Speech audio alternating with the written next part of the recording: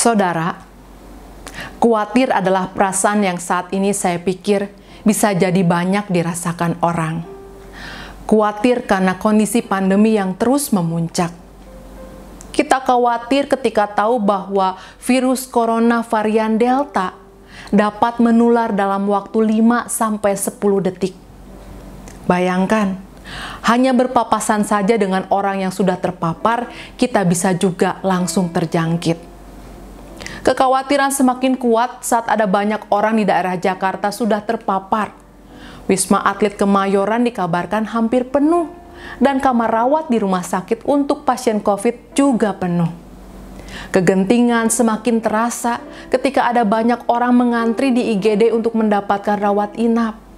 Bahkan diberitakan di beberapa rumah sakit, lobi dan lapangan parkir pun kini difungsikan sebagai tempat rawat inap.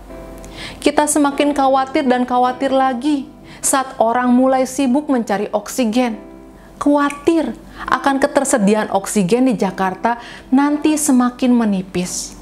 Serta mungkin masih banyak hal lain yang dapat kita sebutkan sebagai kabar-kabar buruk yang membanjiri kita pada saat ini.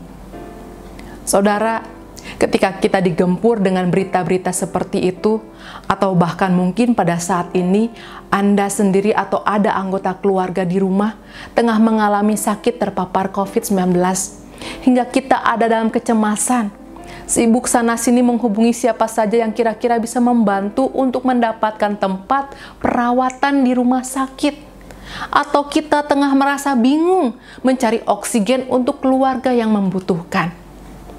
Untuk itu saya rasa sangat manusiawi sekali jika ada dalam keadaan semacam ini, kemudian perasaan khawatir mulai menekan jiwa kita. Saudara, dalam beberapa media online, saya melihat masalah kesehatan mental juga dikhawatirkan ada dialami oleh banyak orang di masa pandemi ini. Karena itu menjadi penting bagi kita saat ini untuk memiliki cara pertahanan diri yang baik, sehingga memiliki mental yang kuat dalam menghadapi kondisi dan gempuran informasi. Dan untuk memenuhi kebutuhan itu, kita mendapatkannya dalam firman Tuhan. 1 Petrus 5 ayat 7 mengatakan, "Serahkanlah segala kekhawatiranmu kepadanya, sebab Ia yang memelihara kamu." Firman Tuhan ini mengingatkan kita ketika situasi sudah terlanjur menimbulkan kekhawatiran, jangan hadapi dengan kekuatan diri sendiri. Kita diundang untuk menyerahkan kekhawatiran itu kepada Tuhan yang memelihara kita. Undangan itu secara tidak langsung juga mengingatkan kita akan kuasa dan kasih Tuhan, sehingga semua situasi dan pergumulan yang Tuhan perkenankan kita alami adalah sesuatu yang sebenarnya tidak melebihi kekuatan kita. Selain itu, kita tidak boleh lupa bahwa dalam hidup yang tengah kita jalani ini ada tangan Tuhan yang tidak terlihat, tangan yang kuat dan penuh kasih tengah bekerja mengubahkan yang buruk menjadi baik.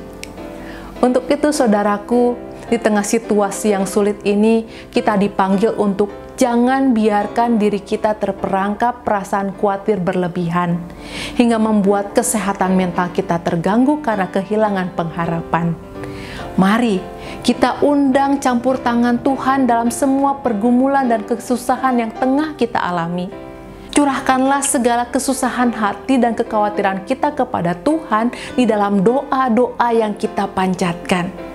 Dan setelah itu, bukalah mata hati kita untuk dapat melihat bagaimana Tuhan berkehendak dan menjalankan berkat-Nya, sehingga kita kemudian dapat terus melangkah menjalani hidup dalam suasana hati yang tenang. Kiranya untuk itu semua, Tuhan yang ada beserta dengan kita senantiasa menjadi sumber pengharapan yang menolong saudara dan saya. Amin.